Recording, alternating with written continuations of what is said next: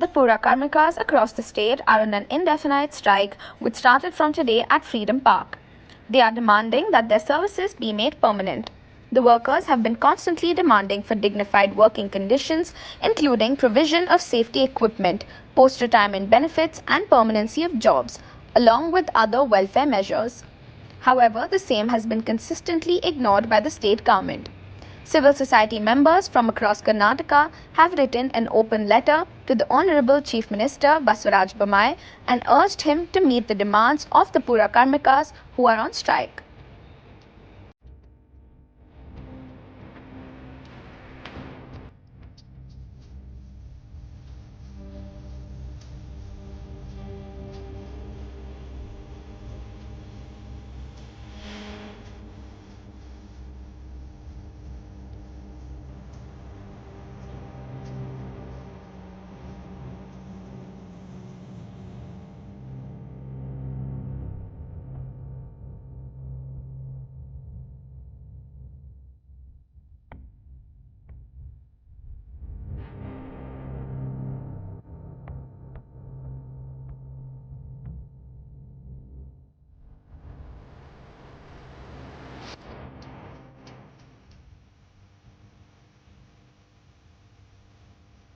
Sign ಮಾಡ್ತೇನೆ ನಾನಲ್ಲಿ ಘೋಷಣೆ ಮಾಡಿ ಅಂದ್ರು.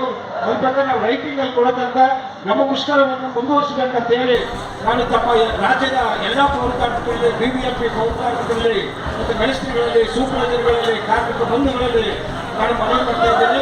ನಾಳೆಯಿಂದ ಯಥಾಸ್ಥಿತಿ ನೀವು ಕೆಲಸವನ್ನು ಸ್ಥಗಿತ ಮಾಡಿ ಇಲ್ಲಿ ಬಂದು ಬೆಳಗ್ಗೆ 10 ಗಂಟೆಗೆ ಹಾಜರಾಗಬೇಕು. ನಾಳೆ ರೈಟಿಂಗ್ ಅಲ್ಲಿ ಕೊಡಬೇಕು. ರೈಟಿಂಗ್ ಕೊಡೋದಂತ ನಾವು ಈ ಮುಷ್ಕರವನ್ನು ನಾವು ಮುಂದುವರಿಸ್ತೀವಿ. ವಿಚಾರ ಅನ್ಸುತ್ತೆ ಎಲ್ಲರೂ ಯೋಚನೆ ಮಾಡಿದ್ರು. ಇವತ್ತು ಏನು ಈ ಹೋರಾಟ ನಡೆದಿದೆ ಇದು 31 ಜಿಲ್ಲೆಗಳಲ್ಲಿ ನಡೆದಿದೆ. ಇದು 31 ಜಿಲ್ಲೆಗಳಲ್ಲಿ ಯಾಕೆ ನಡೀತು ಮತ್ತೆ ಬೆಂಗಳೂರಲ್ಲಿ ಇಷ್ಟು ಮಟ್ಟಿಗೆ ಯಾಕೆ ನಡೀತು? ಇದು ನಡೆದಿದ್ದು ಒಂದು ಕಾರಣ ಏನಂದ್ರೆ ಎಲ್ಲ ಸಂಘಟನೆಗಳು, ಪೌರ ಕಾರ್ಮಿಕರ ಸಂಘಟನೆಗಳು ಅವ್ರ ಮಧ್ಯದಲ್ಲಿ ಏನಾದರೂ ಒಂದು ಭಿನ್ನಾಭಿಪ್ರಾಯಗಳಿದ್ದೂ ಅದನ್ನೆಲ್ಲ ಬದಿಗಿಟ್ಕೊಂಡು ಎಲ್ಲರೂ ಸೇರ್ಕೊಂಡು ಮಾಡಿದ್ರು ಒಂದು ವಿಚಾರ. ನಮ್ಮ ಹರೀಶ್ ನಾಯ್ಕ್ ಅವರು, CIT ಅವರ ಪೌರ ಕಾರ್ಮಿಕರ ಸಂಘದ ಅಧ್ಯಕ್ಷರು, ಅವ್ರು ಬಂದು ಎಷ್ಟೋ ಕಡೆ ಇವತ್ತು ಸ್ಟ್ರೈಕ್ ನಡೆಸಿದ್ದಾರೆ. ಅವರು ಇವತ್ತು ನಮ್ಮ ಜೊತೆಗಿದ್ರು. ಅದೇ ರೀತಿಯಲ್ಲಿ ನಾಗಣ್ಣಗೌಡ ಅವರು, ಅವ್ರ ಸಂಘಟನೆ ಅವರು ಬೇರೆ ಕಡೆ ಎಲ್ಲ ಹೋರಾಟ ಮಾಡಿದ್ದಾರೆ, ಅವರು ನಮ್ಮ ಜೊತೆಗಿದ್ದಾರೆ.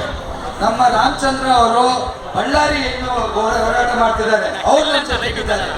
ನಮ್ಮ BJP ಪೌರ ಕಾರ್ಮಿಕರ ಸಂಘ ಆಗಿರಲಿ ಅಥವಾ ಕರ್ನಾಟಕ ಪ್ರಗತಿಪರ ಪೌರ ಕಾರ್ಮಿಕರ ಸಂಘ ಆಗಿರಲಿ 5 ಜಿಲ್ಲೆಯಲ್ಲಿ ಇದ್ದಿದ್ದು ಅವ್ರು ಎಲ್ಲರೂ ಪಾಲ್ಗೊಂಡಿತ್ತು. ಇವತ್ತು ಮಾನನೀಯ ಮುಖ್ಯಮಂತ್ರಿಯವರು ಇಷ್ಟು ಒಂದು ಮರ್ಯಾದೆಯಿಂದ ಒಂದು ತಂಡ ಕರೆಸಿ ಈ ಮೀಟಿಂಗ್ ಮಾಡಿದ ಒಂದು ವಿಚಾರ ಏನಂದ್ರೆ ನಾವಿಷ್ಟು ಹೋರಾಟ ಮಾಡಿದ್ದು ಸೇರ್ಕೊಂಡು ಮಾಡಿದ್ದು. ಅದರಲ್ಲಿ ನಮ್ಮ ಓಬಳೇಶ್ ಅವರು ಸಫಾಯಿ ಕರ್ಮಚಾರಿ ಸಮಿತಿ ಅವರು ಒಳಗೊಂಡಂತೆ ನಮ್ಮ ಐಕ್ಯ ಹೋರಾಟದ ಒಂದು ಗೆಲುವು ಅಂತ ನಾವು ಒಂದು ಯೋಚನೆ ಮಾಡಬೇಕಾಗಿತ್ತು.